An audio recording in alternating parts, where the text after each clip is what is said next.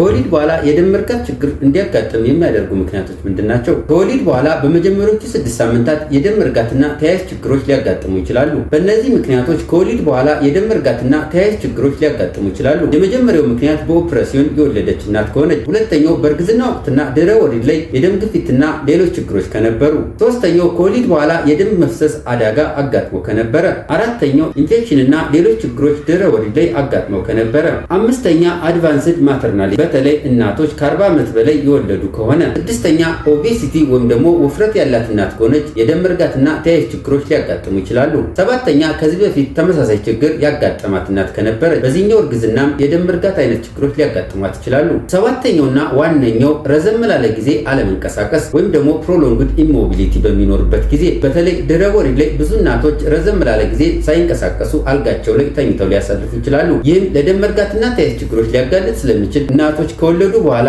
እንቅስቃሴ ቢያደርጉ እጅግ በጣም ይመከራል።